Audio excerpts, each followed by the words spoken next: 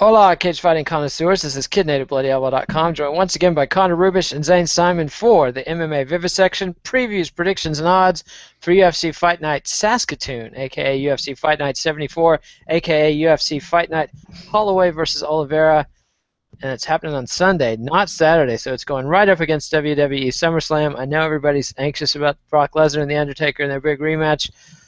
Oh boy, but we're going to be watching the fights, the actual fights, on Sunday night from Saskatoon on Fox Sports 1. General thoughts on the card, Connor?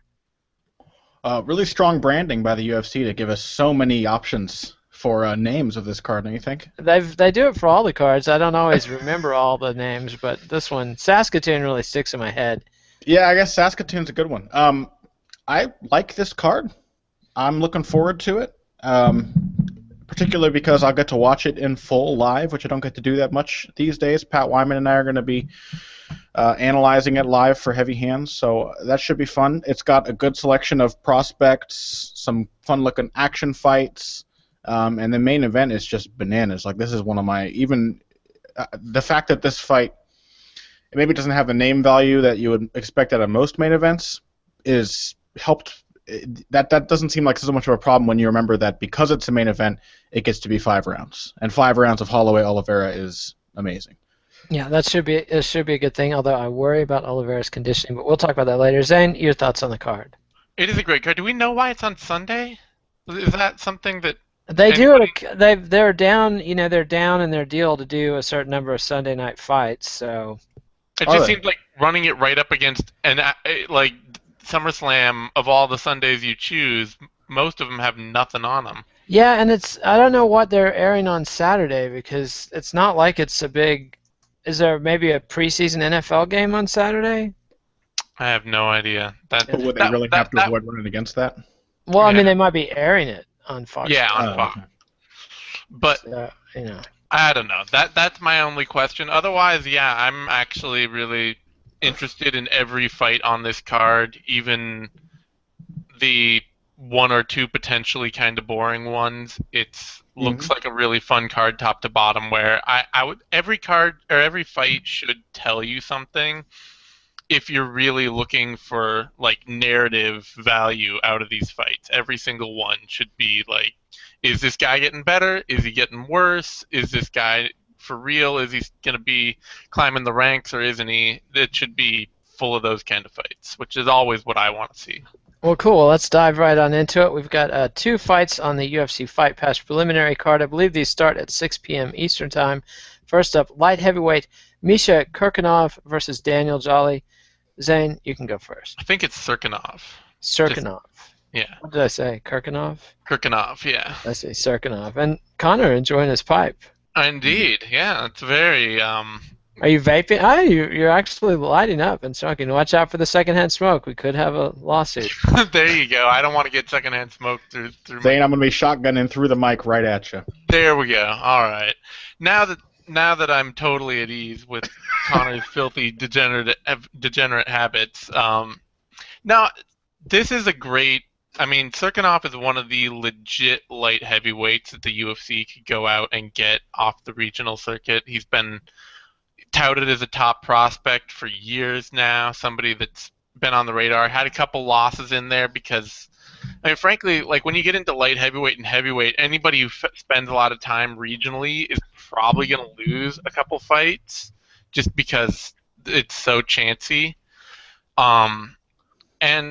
But Serkinov, he's kind of a grappling phenom, frankly. Like, he's got a strong judo and wrestling background. He went to Extreme Couture up in Toronto, has really taken to no-gi grappling like a fish to water, and just seems like he's got a supernatural flow on the mat. And he's fighting a guy that is an exciting athlete, but that's about it. Jolly, I kind of think of him like a Manoa, a B-level Jimmy Manoa. Whereas, like, if you watch Manoa back in his early UC MMA days, this is what Manoa looked like. Somebody who had the physical tools, but really just wanted to jump into the pocket, sling some leather, hit a takedown, and grind guys from top control for round after round. And that's all Jolly's really looking to do. If he were a better striker, I'd give him a real chance against Cirkunov, because Cirkunov's striking is not up to par with the rest of his skills. But because he's so dependent on throwing a couple punches and then getting a body lock, I think he's just going to run right into everything Cirkunov does well. And Cirkunov's probably just going to twist him into a pretzel. So I got Cirkunov first round submission. All right, and Gandalf, what do you think about this fight? Oh, I don't know how to follow that up. It's odd that we are legitimately putting the words light heavyweight and prospect together in many sentences in a row, but Cirkunov definitely has that shine right now, and Jolly's a pretty solid fighter too. It's not like this is an interesting fight where we've got two guys in one of the most wastelanded divisions in the UFC who have serious future potential. Like Zane said, it's pretty much well-rounder with athletic ability versus supremely skilled specialist. Cirkunov is pretty robotic as a striker, pretty mechanical, pretty raw, but once he gets into the clinch, he has serious power. He's got great takedowns. He can hit double legs. He can hit single legs. He can hit various hip tosses and trips and sweeps. He's very well-rounded, or very dynamic in that facet. And then on the ground, as Zane said again, he's a stone-cold killer. So I'm going to go with the guy who has the specialist, the one really shining area of expertise over the guy who does everything kind of well. All right, so by that you mean Cirkunov. Yes. All right, and the odds makers, let's see what they have to say about this. They've got Cirkunov heavily favored, anywhere from minus 437 all the way up to minus 525. And Daniel Jolly is the dog at plus 310 all the way up to 373. So pretty heavy odds there on Cirkunov. Not sure what to make. I mean, I don't know. Sounds like the hype is on Cirkunov. All right, and that brings us to lightweight. Shane Campbell and Elias Silverio. Connor. This is a tough one to call. It's a tough one to call because I like Silverio a lot. I think he has a ton of potential, but he makes strange fight decisions sometimes. It just kind of seems aimless at times. Shane Campbell's a guy who very clearly knows what he wants to do in every fight, but he's limited by the fact that he really has just that one. Unlike Cirkunov, where it's like, oh, he's got tons of potential, Shane Campbell strikes you as a guy who, like, you know, more like early career Stephen Thompson. Like, if Shane Campbell gets dragged into a fight that doesn't suit his specialty, he's in a lot of trouble. So I want to go with Silverio just based on the fact that I know he can wrestle. I know he can grapple if he needs to. But he kind of went for 3 rounds with Rashid Magomedov on the feet. And I don't know why he did that. And so I kind of think Shane Campbell might be able to take him if Silverio makes a poor decision, as he is wont to, and strikes with him. So I'm going to go with Campbell. I see it, Zane? I don't see it. I think the big reason I don't see it is that against John McDessie, especially what we saw to Shane Campbell, is that the average level of UFC athlete at lightweight just totally muscles Campbell around. Like, he was not physically competitive with John McDessie when they got in the pocket and traded strikes, and when, you know, Campbell tried to get to lock up a clinch on him or something like that, McDessie would just throw him, and easily, you know. McDessie's a small lightweight too. Mm-hmm. And Silverio's way on the other end of that scale. He is a huge lightweight. And, I mean, partially, you know, I think with the Rashid Magomedov fight, 2 things stick out to me there. Is he survived 3 rounds with Rashid Magomedov, so I don't think he's going to be easy for Campbell to knock out or hurt. He barely survived 3 rounds. He barely survived, but he's not the kind of guy who can't take punishment. And he also, like, Magomedov is one of the hardest guys to take down in the lightweight division. Yeah. His takedown defense is ridiculous. So even if Silverio had really been going after takedowns, I don't think that would have served him any better. Campbell, on the other hand, is notoriously easy to take down. Mm-hmm. Just kind of the kind of guy that you get in on a leg and he falls over.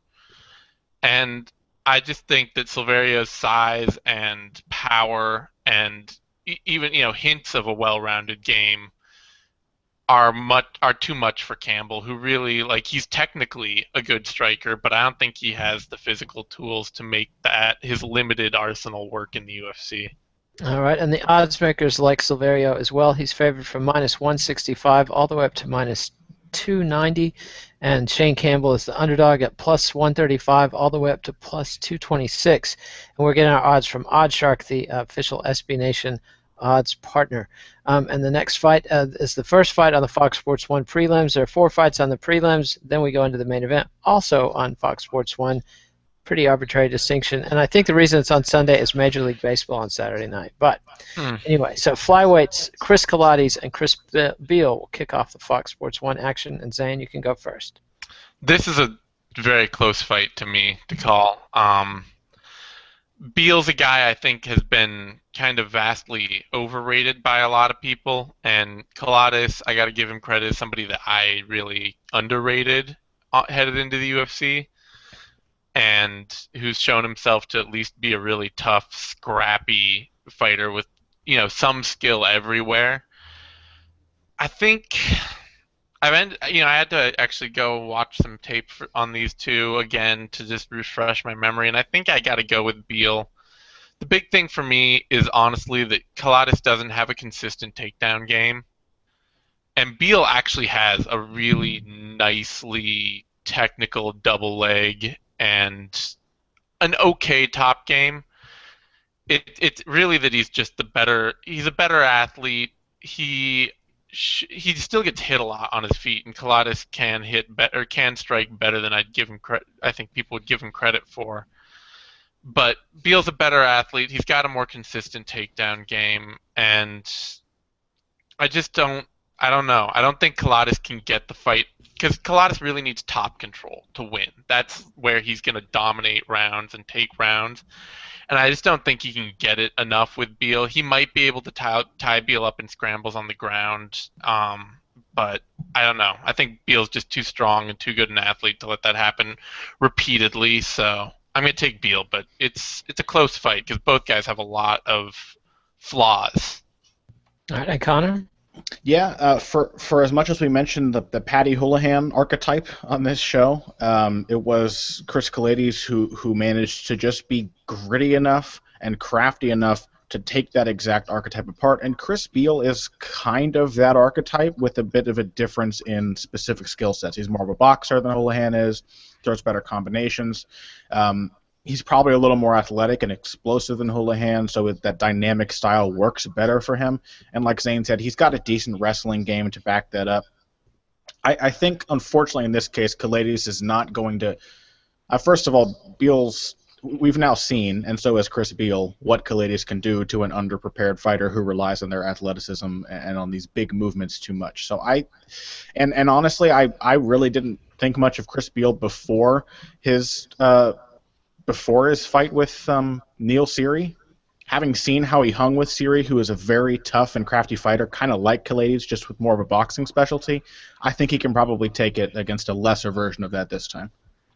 All right, and the odds makers favor Beal at -160 to -180, and Colates is the underdog at +135 all the way up to +148. And that brings us to a light heavyweight bout between Marcos Rogerio de Lima and fan favorite Nikita Al Capone Krylov. Connor, I know you're as excited as I am. The Al Capone. You can't forget the very important pronoun there, or article. I kind of think Nikita Krylov's going to get flattened. Wow.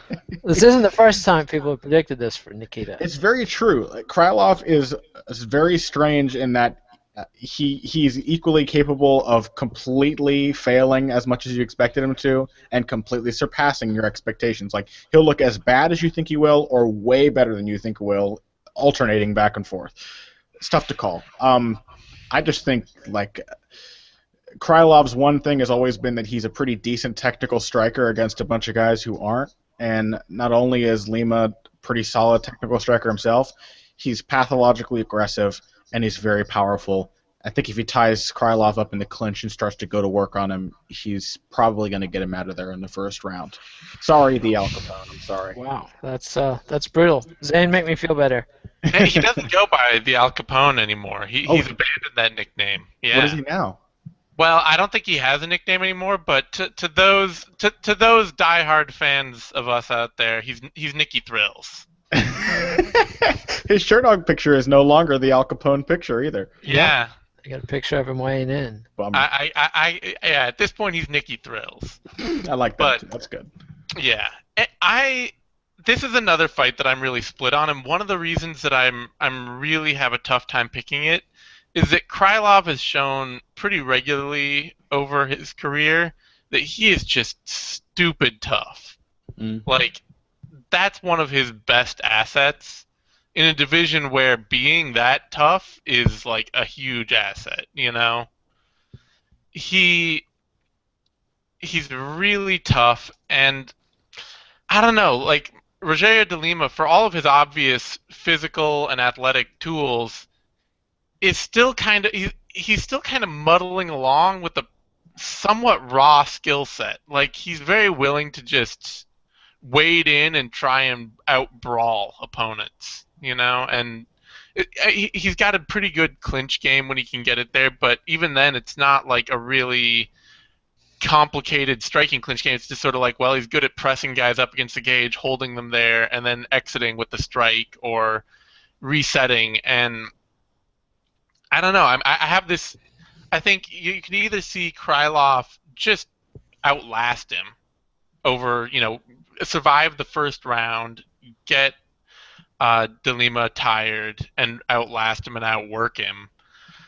Or it'll just be who lands the first hard shot and wilts. And I think De Lima punches a lot harder, and with frankly, a lot better technique. Krylov's best striking is all in his feet. His hands are not good, and defensively, he's not good. So there's a good chance that De Lima just does land one huge shot early and puts Krylov away. But I kind of feel like if he doesn't put Krylov away, Krylov wins this. Like, if he doesn't end it early, Krylov wins this fight. And I'm not sure how sold I am that he'll end it early. Like, he's done it before and he has the ability, but I don't know. Krylov is tough enough that I'm just not sure. I mean, he's been finished 4 times. Like, he's tough to his own detriment sometimes, Krylov.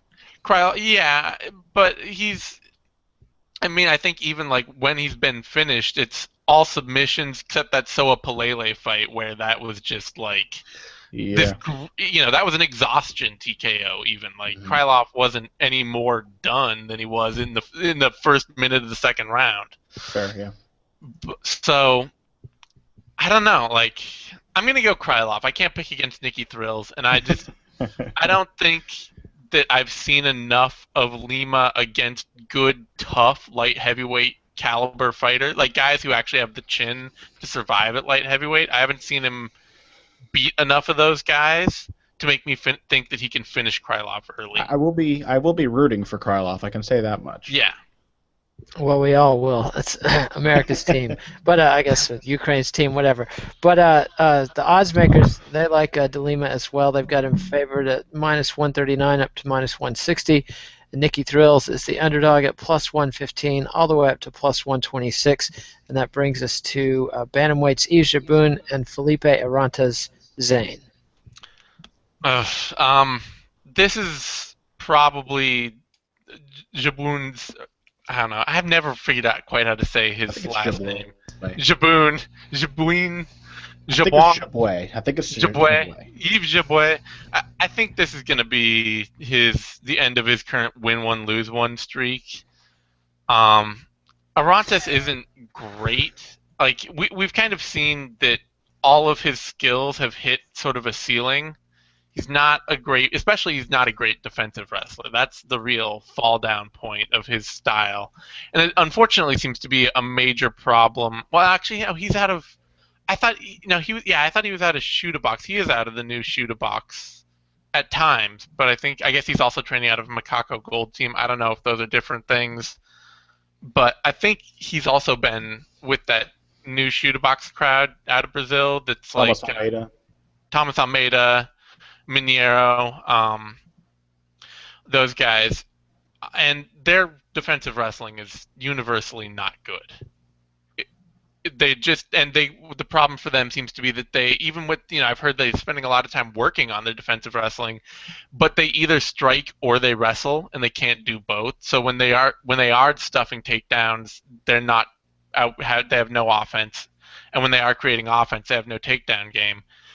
But that's not exactly like the great center point of Jabouet's game. Like, he's not the kind of guy who's just going to hit takedowns over and over and lay on you and grind out rounds. He's really, more of the sort of Nate Marquardt Tekken fighter. And I don't know if he has a chin to do that anymore.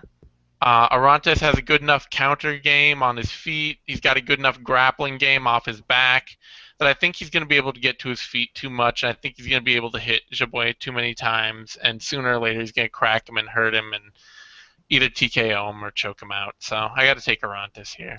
And Connor?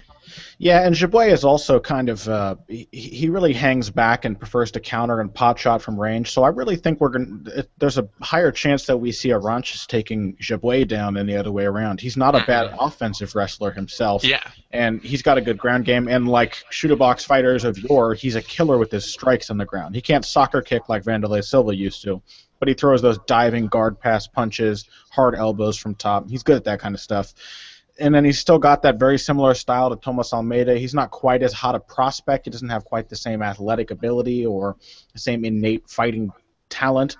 But, Jabouet wasn't really that competitive in that fight. The problem with Jabouet is that he just doesn't have the offensive potency at this point in his career to survive being a pot shotter. Like, once the guy realizes he can run through his pot shots, Yves doesn't have anything left. He doesn't have another well to draw from. So I think he may look pretty solid, as he usually does in the first round, show some nice maneuverability, some nice defense, good counters, and then slowly he's going to get picked apart, and he might get – I kind of feel like he might get finished third round.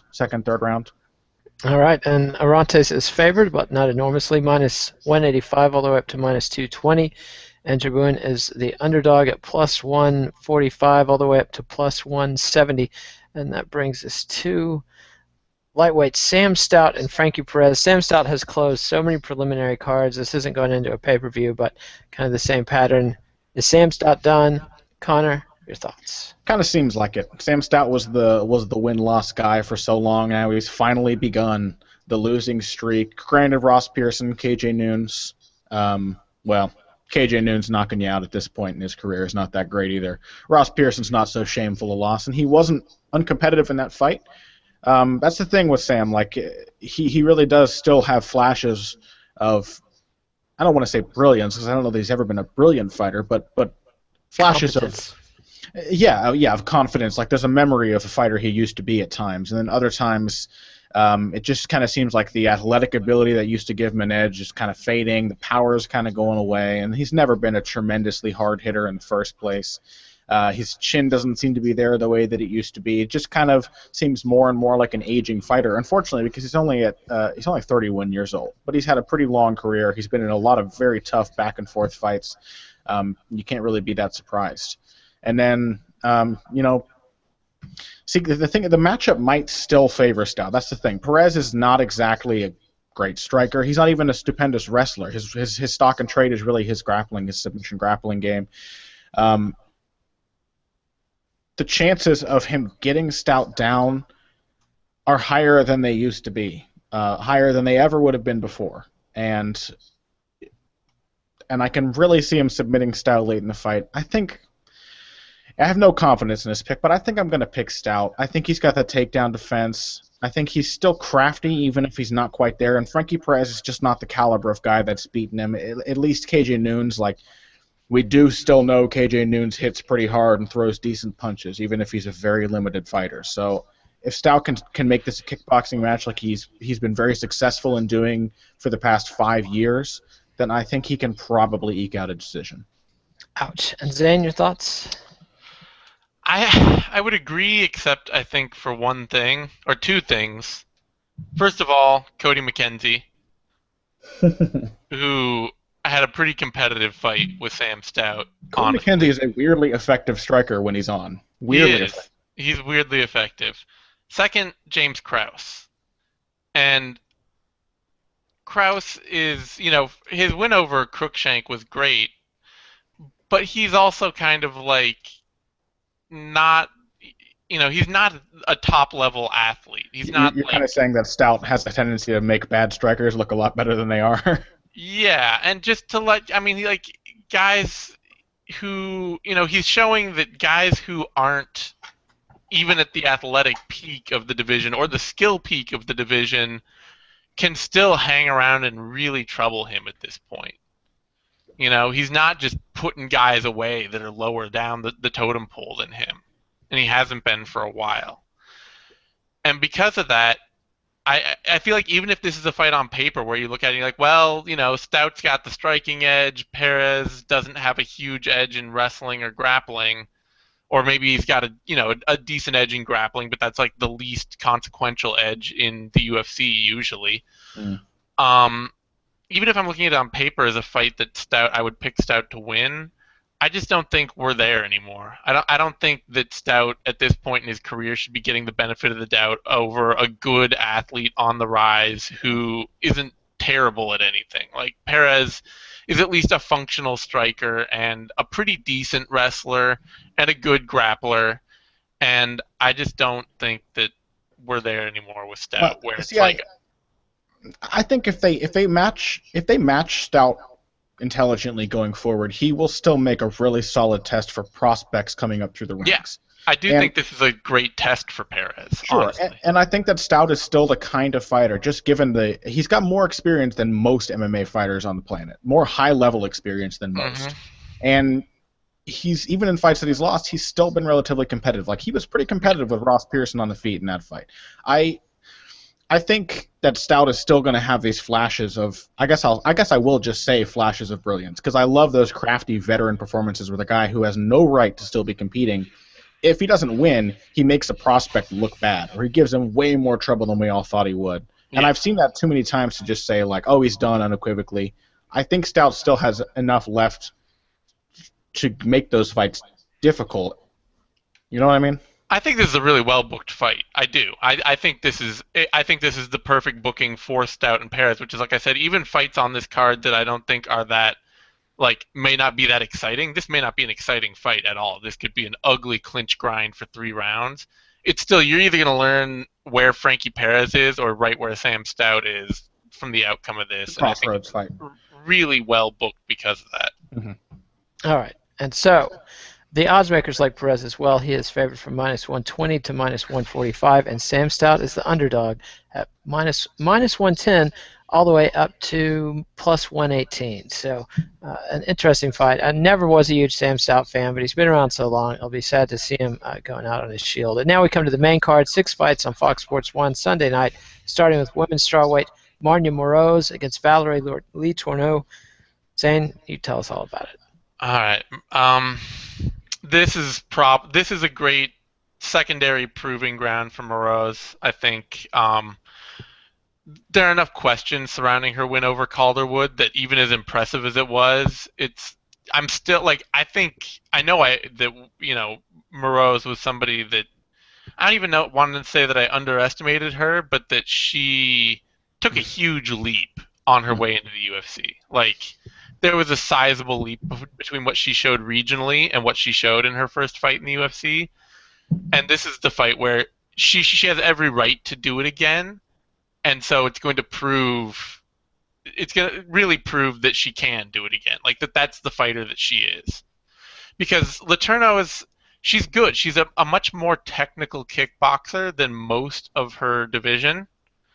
And she's a decent athlete, and so against fighters that aren't really willing to aggressively press her and challenge her everywhere constantly, we've seen her pick up some decisions. I mean, she beat Jessica Rakoczy, who's an even more technical striker, but just didn't have the output to challenge her routinely, and Elizabeth Phillips, who's just super raw. And so I think Letourneau, she does have this very specific skill set that will let her challenge a lot of fighters. But Moroz is huge and athletic and aggressive, and if she just rushes in and stays on Letourneau and does essentially what she did to Joanne Calderwood, I think she should be able. This is the same an opponent that should give her the same kind of result, who has the same problems that Calderwood does, which is really that when fighters really press her, there are holes in her game to take advantage of. And Connor? Moroz is one of those fighters that we've seen so many of in MMA who you hear about her striking credentials, and you're like, yeah. Golden Gloves champ, whatever. Like they're going to look like crap, and they often do. And Moroz often did. And so it was shocking when, being touted as a member of the Ukrainian boxing team, she came into a fight with Joanne Calderwood and looked like an Eastern European boxer, like out of nowhere, where she had not shown that ability in her previous fights. And I can't even say we underestimated her, because she really just did not demonstrate the ability to do that in MMA. Maybe it was an issue of confidence. But she really came in fired up against Calderwood. That much was clear. She showed a good jab. She showed good forward pressure. She kept her feet under her, which gave her great power, combination punching. She was throwing uppercuts correctly, which most MMA fighters cannot even hope to do. She looked really sharp. And then you add to that she's got a great submission game. It makes her a really promising contender, a potential contender in this division. I like Letourneau's game a lot, though. I think and I really do think that something was off with Joanne Calderwood that night. I think whatever personal problems she had going on, she had clearly something mentally wrong with her. She was flinching like I've never seen her flinch, and really just didn't look confident. So Letourneau trains out of a solid team. She trains with ATT. She's very much like a Michael Bisping in terms of style. She moves very well, punches off of angles. She shows good kicks. If somebody's coming after her, she's going to do a good job of escaping and keeping them on the end of her punches. And so Moroz is going to have to really put her striking to the test or drag Letourneau to the ground. And Letourneau is a pretty good defensive wrestler too, like pretty much everyone at ATT. So, I mean, it's a really compelling fight. It's a very compelling fight. I can kind of see this one being a bit of a war, actually, on the feet. I'm not sure that either's going to really be able to get the other down. And we know both of these women are tough, particularly Letourneau. She's fought through some pretty gruesome facial injuries without flinching. And when she fought Elizabeth Phillips, is that the fight in which her eyes swelled up like a goose egg, and she just kept getting hit in the eye and didn't care? She's tough as nails. And so Moroz's power is not something that she can count on in this fight. I'm going to go with Moroz, almost just because I think she's got more potential and I'd like to see her win. But I think no matter what happens, it'll probably be a pretty tough and hopefully a pretty exciting fight. All right, and the odds makers like Moroz as well. She's favored from -178 to -210, and Letourneau is the underdog at +150, all the way up to +164, and that brings us to Olivier Aubin-Mercier versus Tony Sims. Mercier, dear to my heart because of these judo credentials they're always talking about, although I have yet to see a lot of Karo Parisian coming out of him in the cage. Connor, tell us about it. He's a judo player in the way that like Norman Park is a judo player, where it's just like impossible to upend him. His base is really, really solid, and he's very powerful. He's got that crazy upper back build that judo players tend to have, where it's just like you clinch with him, you're gonna get manhandled. So it comes through there. Tony Sims, he looked stupendous in his last fight, and he is really a stupendous prospect. If you guys haven't seen his fight with Drew Dober. Back before he got in the UFC. Really, really fun fight. One that Sims should have won, where he sparked Dober like 2 or 3 times in the first round. And Dober showed his grit, came back, but I'm not sure. The thing is here, this really comes down to how Aubin-Mercier chooses to approach this fight, in my mind. If Aubin-Mercier, as he has shown a tendency to do recently, decides to strike with Tony Sims, just to see where his game is at, or to get some work in, as it were, he puts himself at serious risk, because Sims is a good combination puncher. He's very powerful. He is one of the few guys who strikes pretty comfortably. I wouldn't say he's completely ambidextrous, but he's a pretty good switch hitter, and he will switch stances unexpectedly and change the range, and that's something that's going to be difficult for Aubin-Mercier, who typically has more rote strikers to deal with. Sims is a solid grappler. His submission game from his back is pretty good. Defensive wrestling is okay, but I really think if Aubin-Mercier gets on him, tries to drag him down and grind him out in the ground, then that's his safest bet to win this fight. I'm going to pick him hoping that he will do that. but I think that Sims's power and Aubin Mercier's inexperience makes Sims a really, really live dog here. All right, and Zane? Yeah, this is a great fight. I mean, I like to compare Sims to like Michihiro Omigawa. That's kind of my go-to comparison, as sort of like like a really effective Omigawa, in that he doesn't have a jab at all, but his ability to shift punch constantly really sort of negates his need for one and throw power as he shift punches. Like he's just constantly stepping out of stance to throw the next power shot, and he does it really well, and it catches a lot of guys way off guard because they're not used to that, like the fighter in front of them stepping into a stance to throw a next power punch. They're used to them stepping into a new stance to throw a kick. It's like what I mean. Connor just wrote up this whole thing on Max Holloway doing it even more effectively, and Holloway even has the jab to go with it.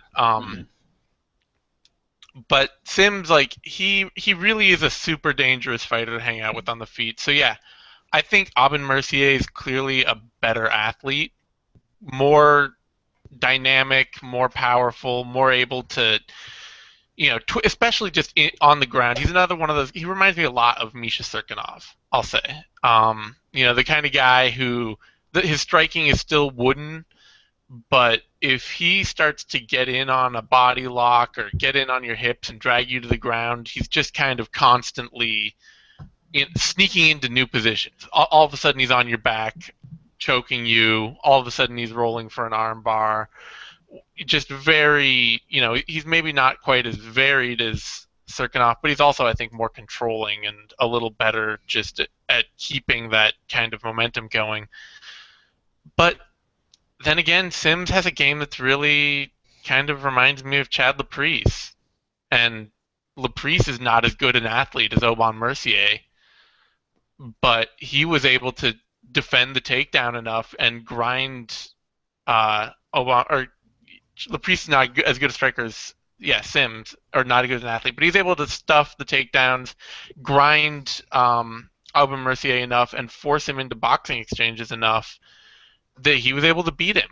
Even David Michaud, who is less of a boxer than either of those guys, gave Aubin Mercier some real problems with his boxing. Yeah, I mean, when Aubin Mercier couldn't get the submission early in the fight and decided to spend extended, like the further the fight went and the more Aubin Mercier got hurt or hit, the more his striking ability degraded. Back to big, wide, swinging hooks, back to basics, back to unreliable technique. And if that happens against Sims, Sims will put him away. Sims has much more natural power than Laprise or Michaud. Is much more dangerous in those exchanges. So,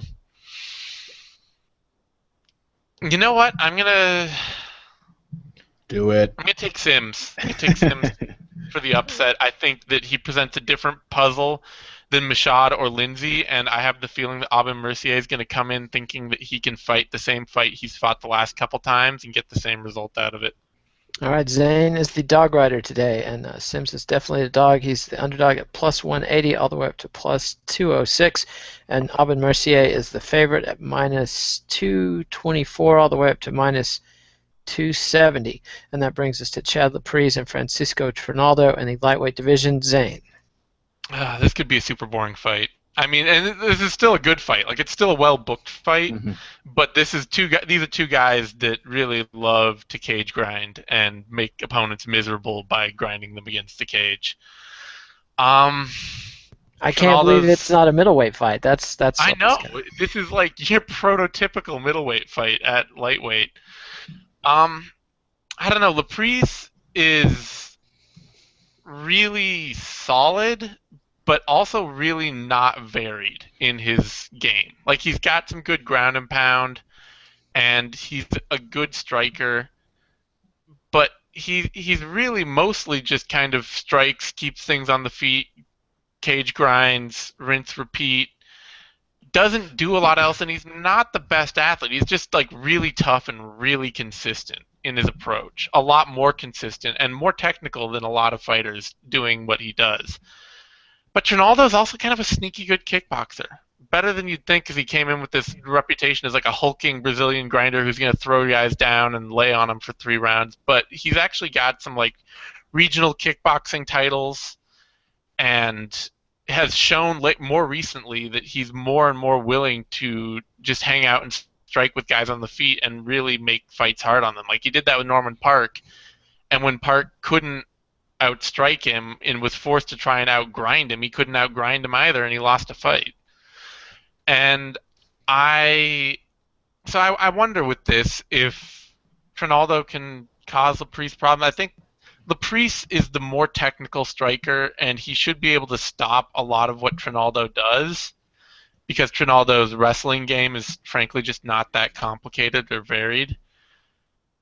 But if he can't, I don't know. It's a good fight. It's a tough fight. I'm picking Laprise because I think that he's got the technical edge, and I think he can negate enough of Ronaldo's game to make that technical edge work for him. But this is probably going to be a very close, ugly fight.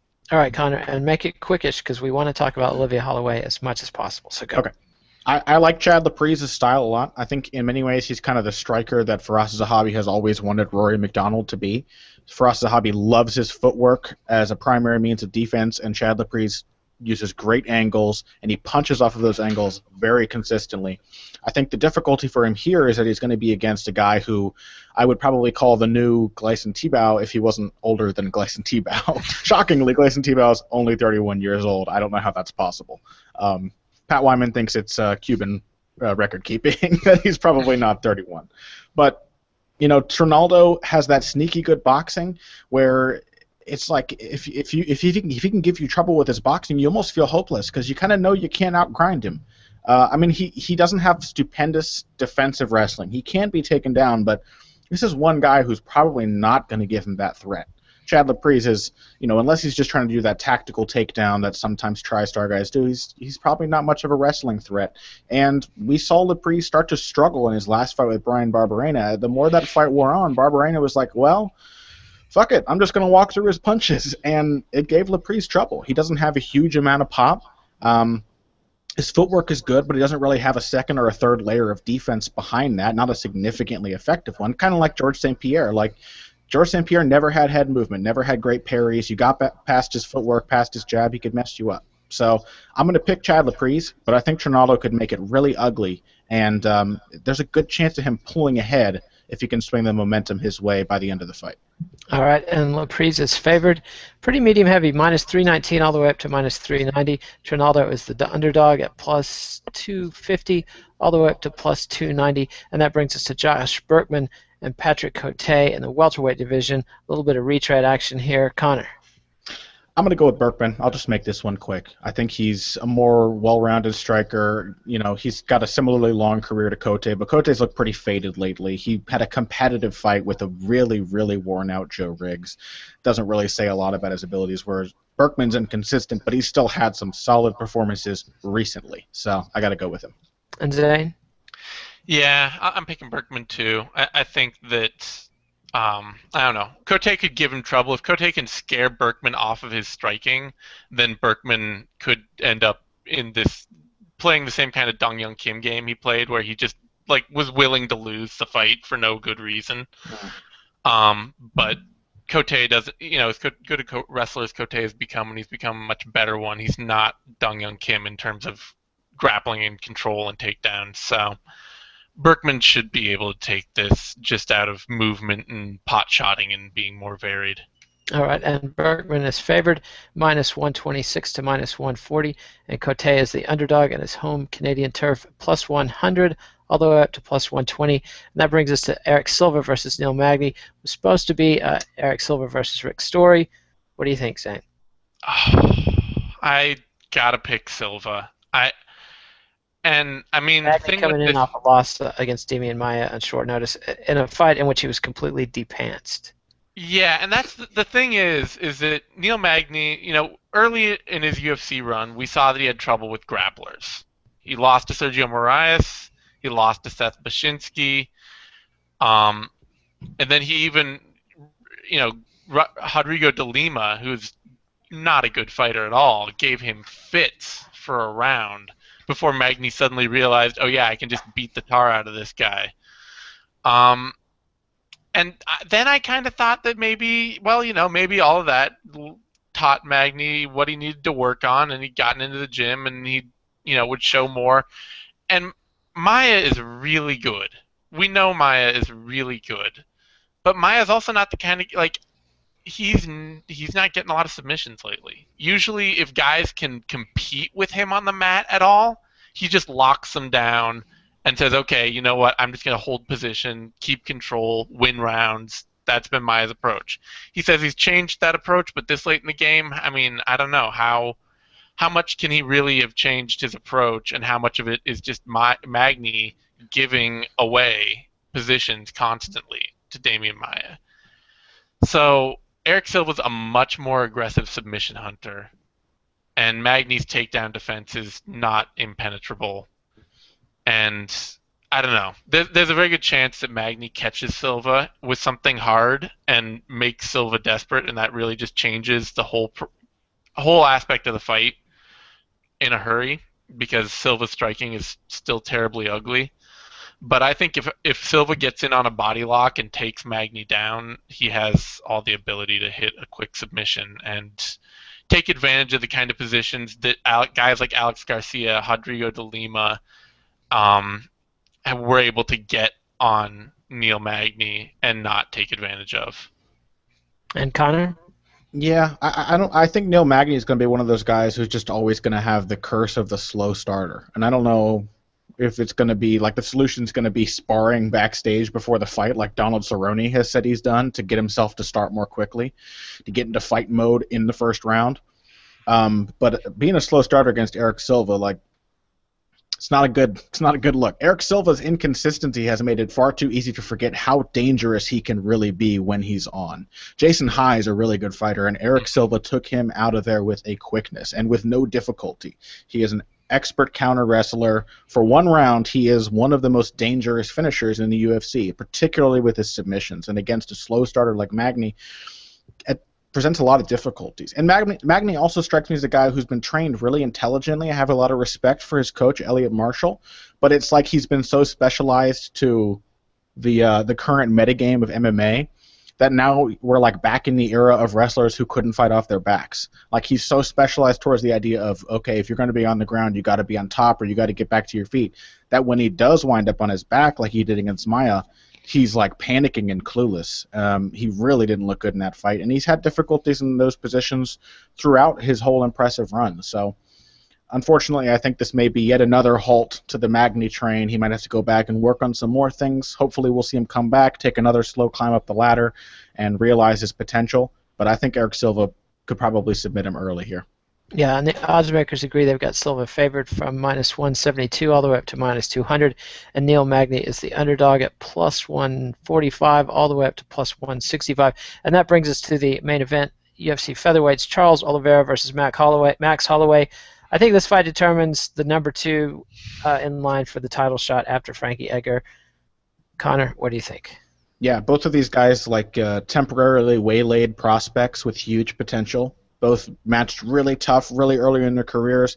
Both of them have come back from that admirably, the way a lot of fighters don't, which automatically says a lot about their willingness to learn and improve, and their intelligence and their will. We know both of these guys are tough as nails. We know both of these guys are very offensively potent fighters. Oliveira, I think, has finished all 4 of his last 4 wins, and Max Holloway's finished 5 of his last 6. He's got the second longest winning streak in the division, and he's beaten some good fighters. He's the only guy to date who has not been finished by Conor McGregor.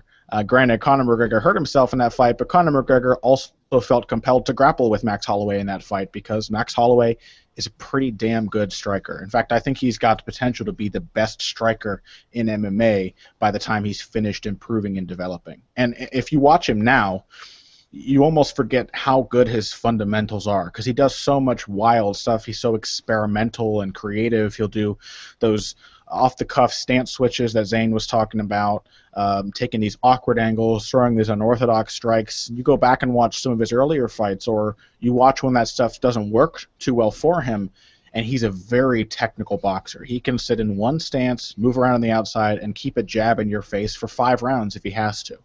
And then he's got the instincts to that jab I like to think of the jab as a data collection tool, right? You're throwing it out there just to kind of figure out what the opponent is going to do with it. And Max Holloway is one of the best in the sport at figuring out how to exploit the opponent's reactions based off of his leading strikes, off his jabs, off of his feints.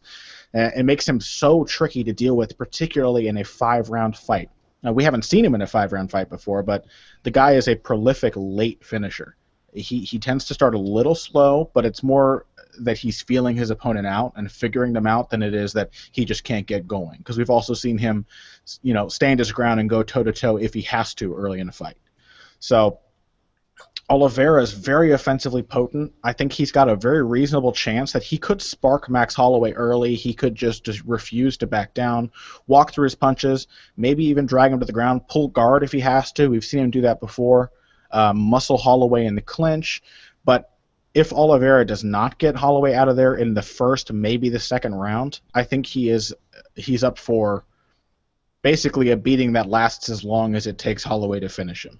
Because Oliveira has no defense whatsoever on the feet. He is going to be running into strike after strike after strike, head stock still, straight above his center line, just walking into punches for round after round, and that's not a viable strategy against a guy as accurate and as dangerous as Max Holloway. So I have to go with Holloway. I think a 3rd-round knockout is probably in the cards.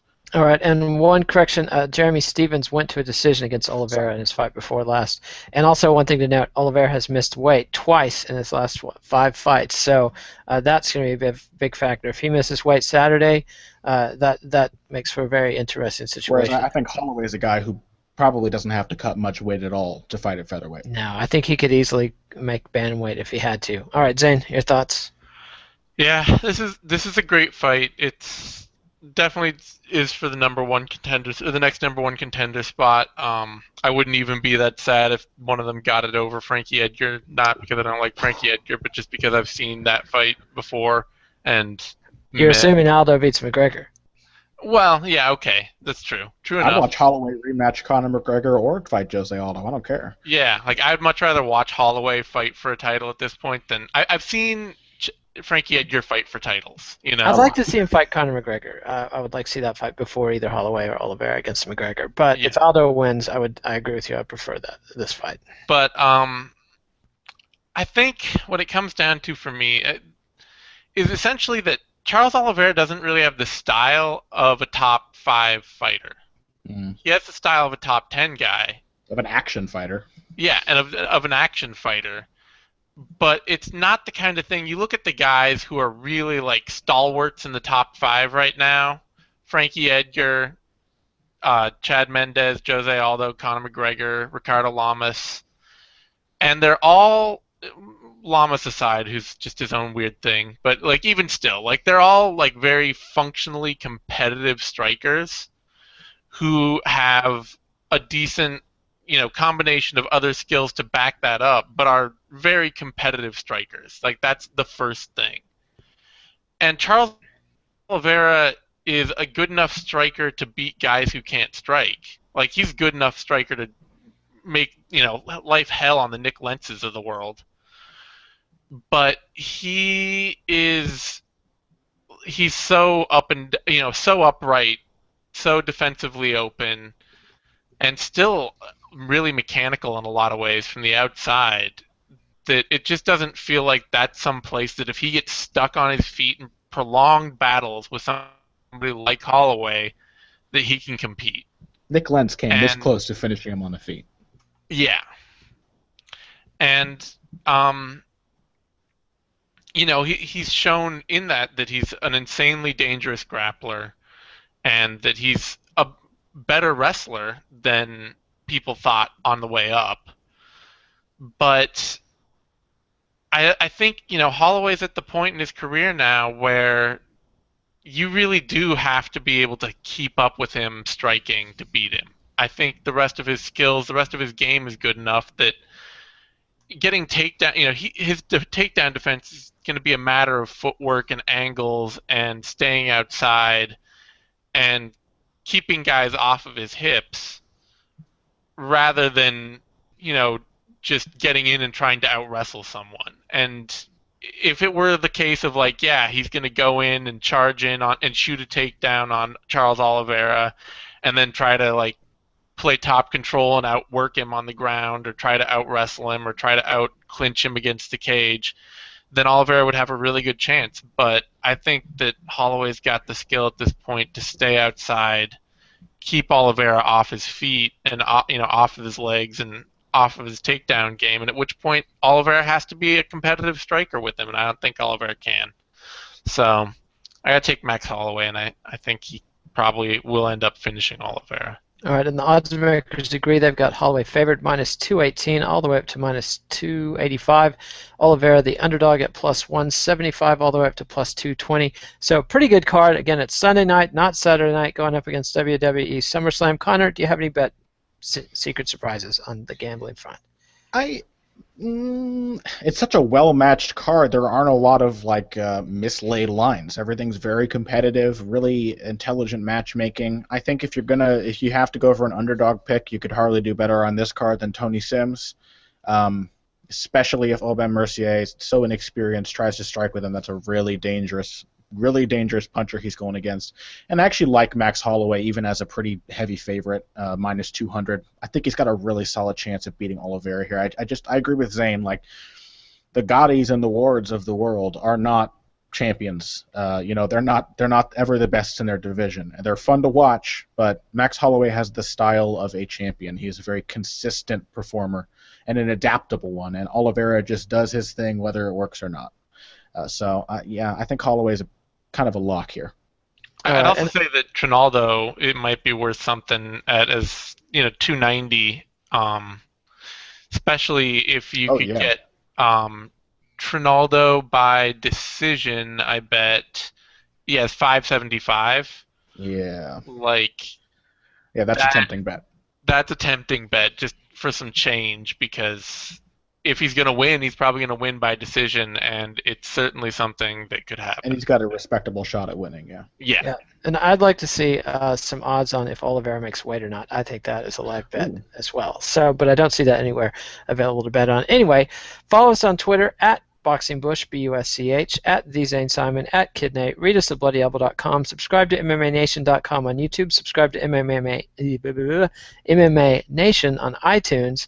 And we'll see you next time. Adios, MMA aficionados. Zane and I'll be back Sunday night with the 6th round. Is that correct? And on Sunday night, when the televised prelims start, don't forget to check out Pat Wyman and I will be calling this fight live, Heavy Hands livecast. So be sure to listen in if you want some analysis while the event is playing. Exactly. It won't be play-by-play, but it won't be play-by-play. It'll be insight and analysis. All right, excellent. So everybody check that out, and we'll see you Sunday night. Thanks a lot. Adios, MMA aficionados. Kid Nate.